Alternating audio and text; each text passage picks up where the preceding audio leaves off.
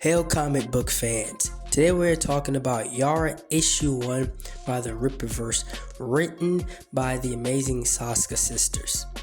Now I'm finally able to get around to talking about Yara on this channel. She ranked 5 on my top 10 list of my most favorite comic books of 2024, and she was there for a good reason, right? Because Yara she made her debut in Isom issue 1, which was the first comic of the Rippaverse. And even though that comic was about Isom, once the readers got a whiff of who Yara is, she outsold Isom in the poster sales. Readers really flocked towards her and they really wanted to get to know who Yara is more. And she finally got her first comic in the Rippaverse. And this story, how it's written, right, and what happens in this story, this is easily a three book story in this one, because you get what happens after the events of what happened with her in Isom 1. And her character is really a feisty character, and we get a sense of that because she has beef and she goes back and forth with the Alpha Core, and she goes back and forth with them a lot. And that's because the Alpha Core, the position that they play is they are like the super police for anything exceptional, right? Beings with powers and stuff like that. And Yara is like this wild card, right? But she does like to get told what to do, and she kind of really does her own thing. And even though in this comic she plays the role of somebody that works at a job and does her thing, in reality she's really this super powered goddess that really doesn't take crap from anybody and really does her own thing. And we really get a sense of who she is in this story, right? Because she's not just some firecracker that is a part of it. She can also play the role very well, right? She can also blend in with the crowd if she needs to, and that's a very dangerous combination of somebody that they seem to be driven by their emotions, and so they do things out of emotion, but she also can switch it and completely turn into a shadow if she needs to. And that plays in because of how long she's really been around and been on Earth, because she's not from here. And the story really goes straight into the action, right? It gives you some very well written dialogue between her and some people in the beginning of the story. Projections, which is a company that she works at, because Yara is also very intelligent, and this character seems to have it all. Both intelligence, being a firecracker, and being able to just turn into a shadow and leave if she needs to. And that's a very dangerous combination for any character. Those are the characters that really survive within comics, right? It doesn't matter what happens, there's always those certain characters that just survives whatever happens, and she is one of them. And this story goes straight into the action, because with Yara, she's now having to deal with these people that have broken in, and they're really just on a thieving tip, right? They're not specifically bad guys, they're just these thieves. And one of the thieves, a woman, she completely gets caught within whatever they was making, and her power just erupts out of nowhere. The power came from within her, and I think that's why she didn't die, because the real actual core of the power came from within her, and she wasn't just ejected with something completely new. And within the story, we get really this clash of Yara and her culture and her people coming back for her, and also having to deal with this new kid, this chick, gaining these powers. And she knows that this is probably going to play into being her responsibility. And it was a really massive match in the comic. It really exploded, and the art in it did a very great job of showing off and relating the emotion behind the story and what's actually taking place with these characters. And the story, again, the reason why I say that this story could have been stretched between like 3 separate books is because first, the story, it gives you who Yara is, right? It gives you a whiff of who she is. And then it also goes into the battle with her people from her planet. And then you also have to deal with this young lady that has powers, and she doesn't know what to do with them, but she's going to start off kind of being like a super villain with these powers.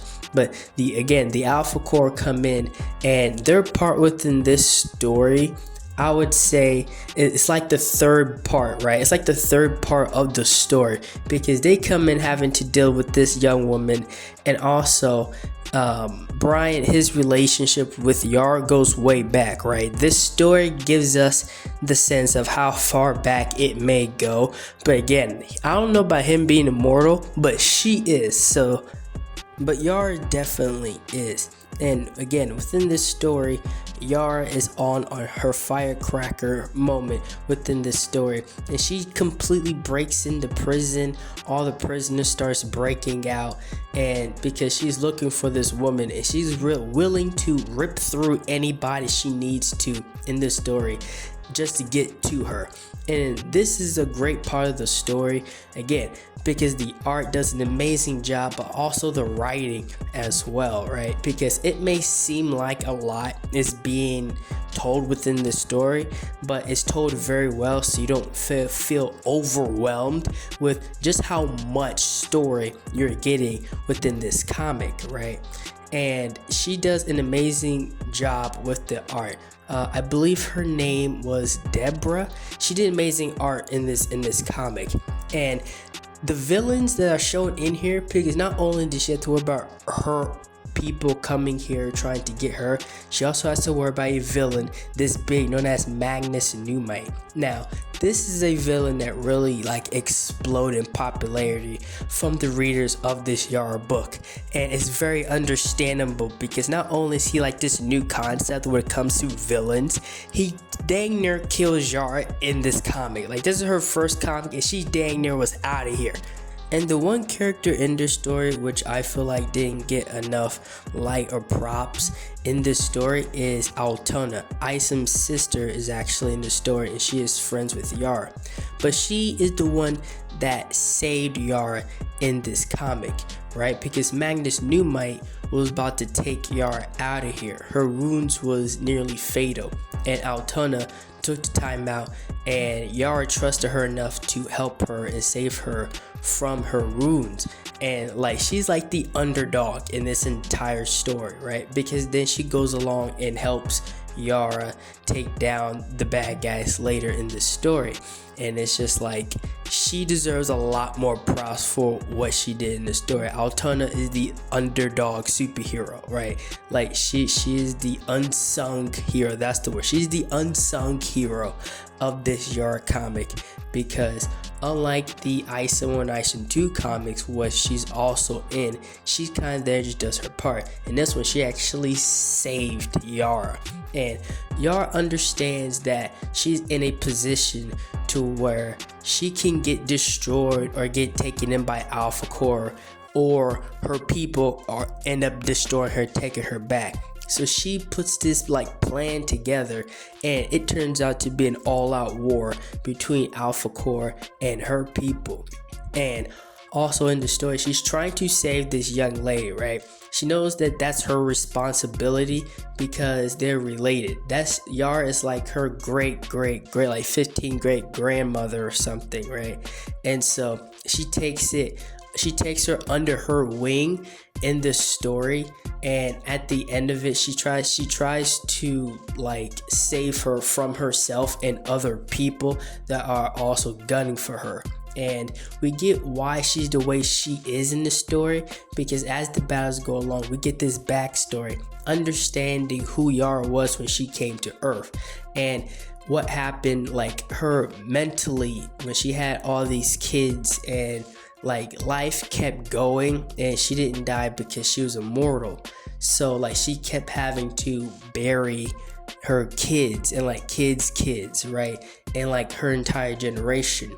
And within comics, when usually the character talks about an immortal, right, character that lives a long time, it's told in very different ways, but this is one of the ways where it hit home very hard and perfectly to where you understood the weight of what it means to be, if you was to be an immortal, right? Especially a woman giving birth to all those kids and then burying them, not because they like maybe died, just because of old age, right? And you still have your youth. And it was written perfectly, it was written beautifully, it was written in the way to it, even after I was done reading the comic, that was something that was still spinning in my head, right?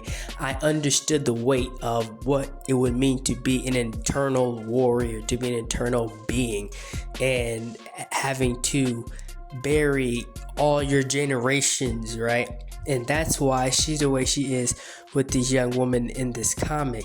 And between the relationship between her and Alpha Core, right, her and Brian, the relationships between her and her people, and even the villain Magnus Newmite, which broke out, he's a breakout character in this comic of popularity. Each section got a perfect amount of time to where you was able to become a fan and understand each character and the part that they played in the story without it feeling overcrowded. And it was just done very perfectly, and that's the aspect of the story which I enjoyed the most.